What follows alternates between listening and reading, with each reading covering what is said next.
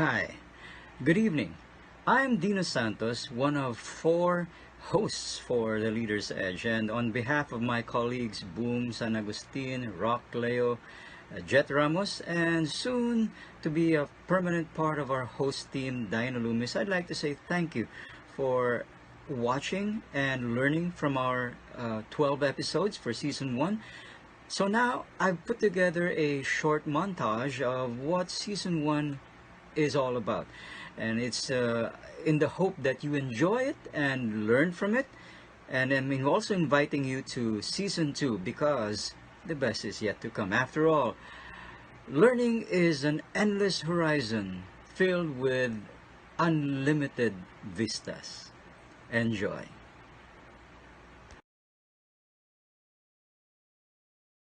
And that is what leadership is all about. So there are a lot of functions that we have to manage. No? These are essentials of leadership. And to break it down further, we need to do these different roles at any point in time of our leadership function, of our leadership role. So everything is important. No? There's such thing as situational leadership. There's no such thing as perfect leadership style. Keeping the lines of communication open. Voltaire did once say that when people stop talking, that's when they start fighting. And so, sabi nga niya, the spoken word, no matter how contrary, preserves contact. It is silence which destroys. So as long as people are still talking, there's hope. And then, of course, arguments will often ensue when you share, ideas with one another. And that's healthy.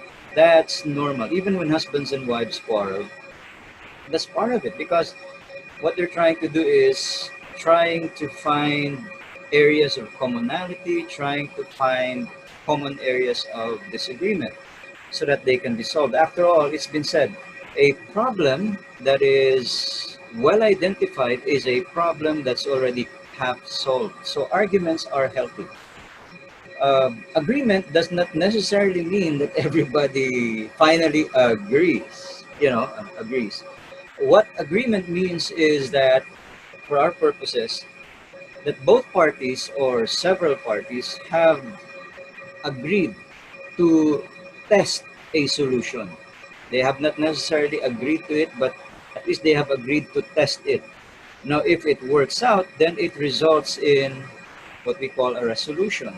A resolution where everybody says, ay, sulit naman pala. It works. So let's adopt it as part of best practices. So then problem solved. Well, it says here that you are compassionate or that you believe in compassion. Okay. You know, Dino, to be a cheerleader or the chief everything officer to your team, the Okay. first rule is to love them. Mm. You cannot coach people, you cannot mentor people that you do not love. So the first rule is to be compassionate. It should come from the heart. You know, we people, we work for the money, but there's deeper meaning. So the first rule is to be passionate about what you're doing, and most importantly, love the people that you serve, love the people that you work with, your clients, your colleagues, even your competitors. Have to think that it's actually continuum.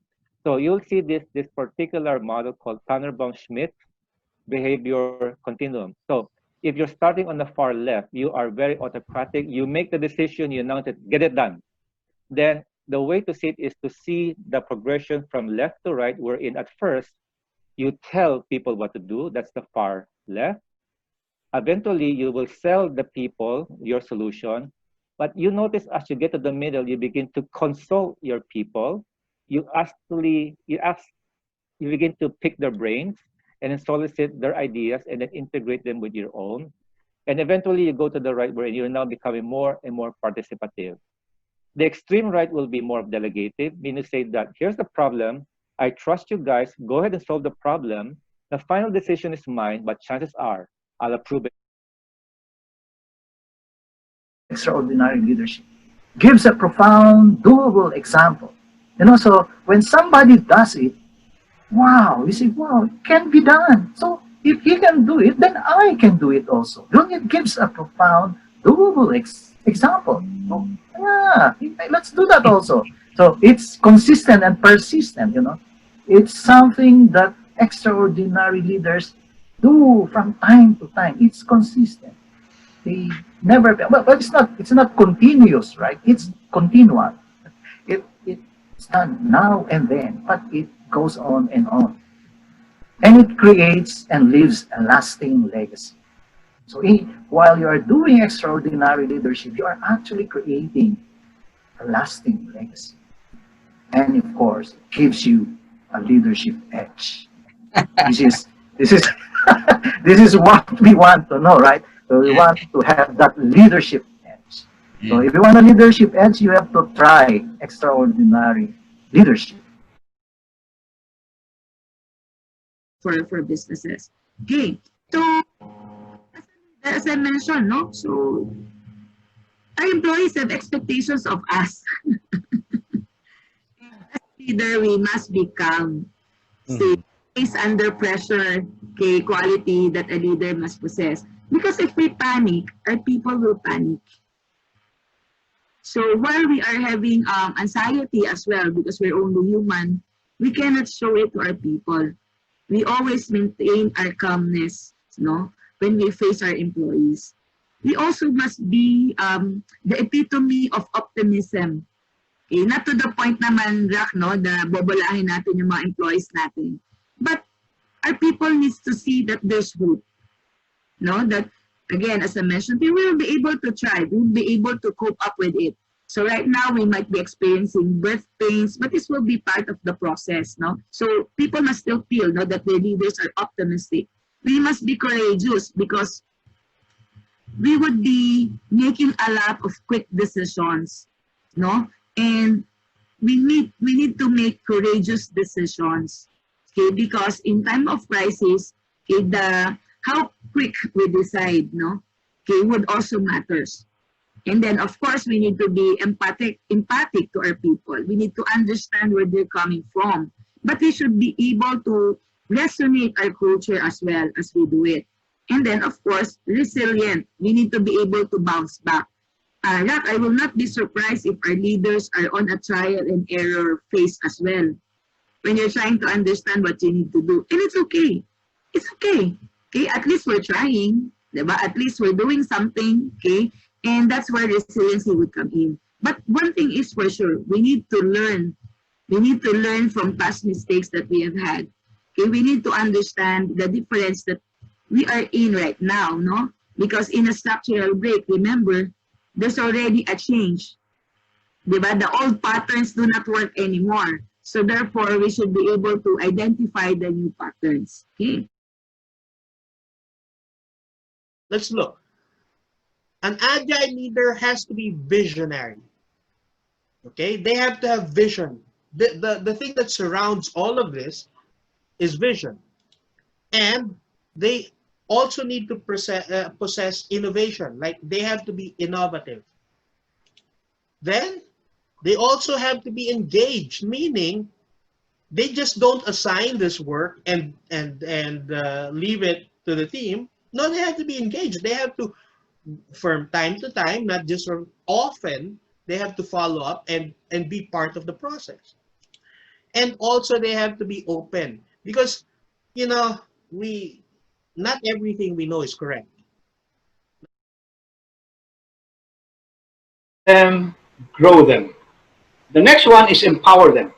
Empower. So that's a very strong word. So what exactly does an empowering conversation look like? It's a conversation that talks about clarifying the decisions that a person can make. Simply put. Because you only get empowered when you feel you can make decisions by yourself. Is it not? Because if you know you can make certain decisions, you feel empowered. If you can't make any decisions, you feel powerless. So I think what is a missing piece of conversation in many organizations is a conversation that says, if these are my KPIs, these are my targets, what kinds of decisions can I make by myself so that I can achieve these targets? And in a lot of cases, this conversation is not happening. That's why what happens in reality is these people just wait for instructions. They do not want to make the call.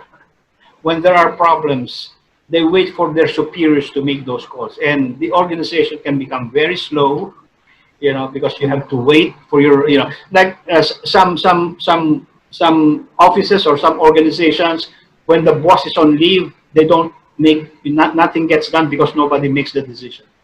Okay, because the people feel powerless. Okay, so it's not only slow, it is very disengaging for people because they feel powerless. So if you clarify the decisions they can make, and they should be making decisions that relate to the achievement of their KPIs, that is necessary. I think that is going to be an engaging conversation. The male are preferred over the female just because of the Absolutely. gender. Yeah. Now, there, because of those surveys and those results about women in cybersecurity, the women in cybersecurity initiatives have increased. There's a women in cybersecurity.org. There's Women Society of Cyberjutsu. There's the yeah, parang jujitsu, no? Parang karatista lang ang dating. So there's a WOSEC, or Women in Security. This is in Singapore. EWF, Executive Women's Forum. This is Information Security, Risk Management, and Privacy in the US. And we established the Women in Cybersecurity Middle East in 2018. So we are also participating, here in the Middle East. Maybe the culture also dictates that women should only be in the home, but we are opening, no? Especially in Saudi, they have allowed the women to drive already. So situation is changing. Yes, situation is changing. Therefore, that perception that Arab women should only be at home, that has already changed. Here in the UAE, there are initiatives wherein, and even KPIs, that measures the percent of women in the workforce. So the government is very supportive of increasing the number of women in the workforce. Therefore, it follows as well in the cybersecurity arena. Now, If I may, does that mean that you are one of the charter members or the founding members of the Women in Cybersecurity?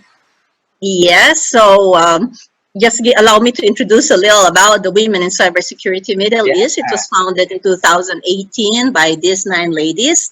We have one from Egypt, from Kuwait, from Saudi Arabia, and most of the other members are here, based here in the UAE, but we are different nationalities. And Okay? there you are. Yeah. And there I am, yes. Yes. So this started with 9 of us in 2018, and now we are about 500 members. We have, yes, from Saudi, Oman, Qatar, Bahrain, UAE, Lebanon. Okay, so we have a lot of members, both in the already experienced and entry level. We have some students as well, or new graduates. All right. Okay. We don't want to say that they're not building their financial foundation, but some of them are building in a wrong way. That's why we are correcting the order of priority by what's the baseline up to the last level of savings and investment. Okay. How do we do that? All right, Dino, this is a very good concept, and I would like our viewers to have like a 10-second look, 10 seconds of their time to focus on the content of this slide. We call this the X-curve concept. That, or they can hit screenshot. But yeah, Right. it pays to Yeah, study this. Yeah. Okay, so I would just like to walk you through on this X curve concept. In Okay. life, there's the word life in the middle. And in life, there are two ifs. Okay, what if we die too soon? And what if we live too long? So there are two situations that we need to give attention to. Hmm. And there are two X's on the slide. The first one is the violet. Is it a violet on your screen? It's a Yes. violet line going Hmm. up. And this line represents your younger years. When you say younger, we start at the age of 21 when we start working, right? So Hmm. 21 up to 60, we have this active income and we're working hard for the money. Why do we work hard? Because we need to have food, shelter, clothing, save for the education, save for our health, and pay off our debt, loans, and bills. But as we grow older, okay, our responsibility should be going down. We should be reaping the fruits of our labor, and when we grow older, okay, we should be having our own time, but we still have to have money. At this time, it should be you should be getting the interest of those investment already. Okay, this is what we call the passive income, wherein you don't need to actively work, but you just sit down, sit back, and relax, and do not check on what are my dividends, how much is my dividend from this investment. That's how we should live life. We still need money because we still need to eat. We still need to have our house, clothing, health, and debt free. We should be debt free by the time. But look, try to look at the word health. It's all print in bold, right?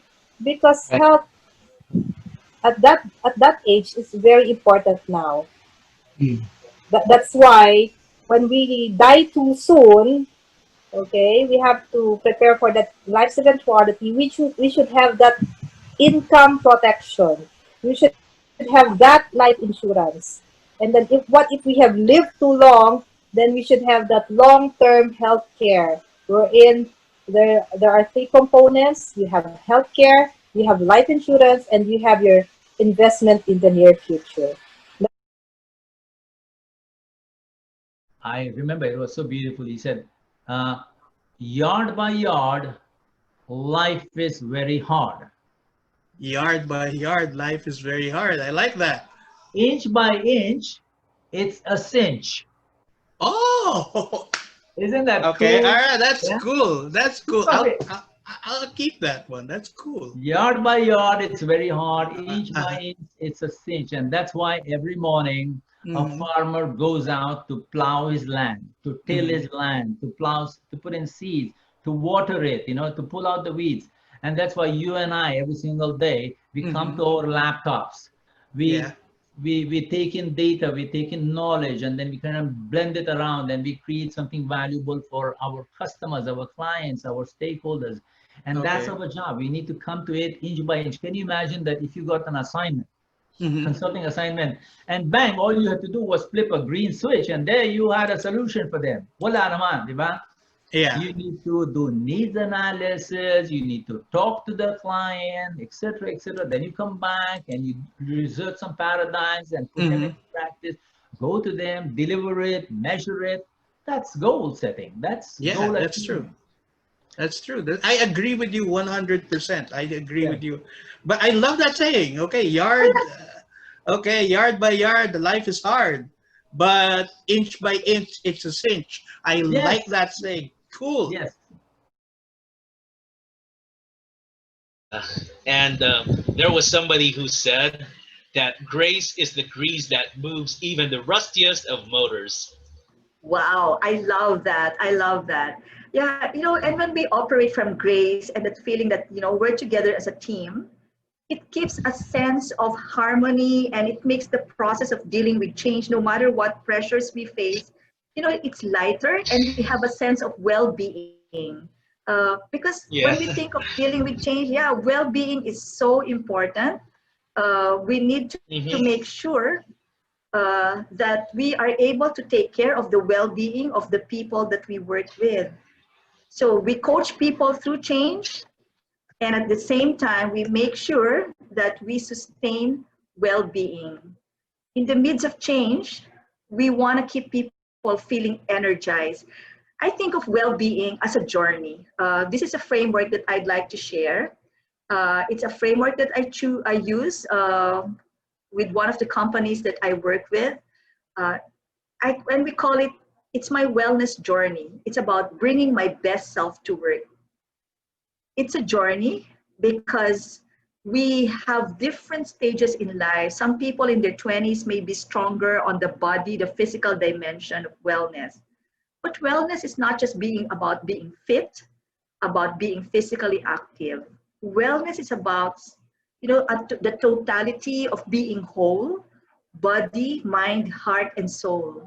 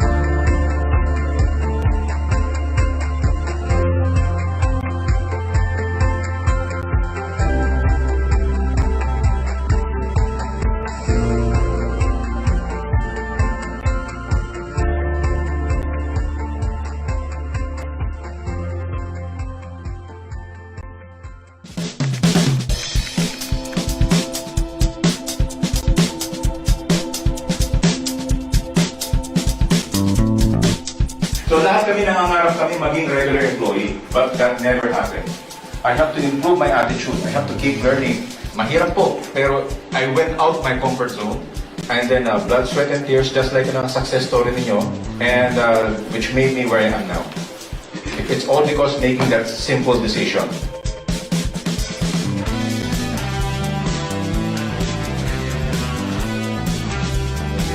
Let me ask you, I'm sure you are experiencing now even beyond what you imagined, correct?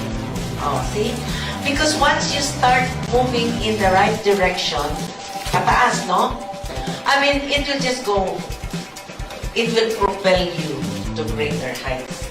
Even if it is not yet true, you think, you believe, then you act like it is true. It will come true.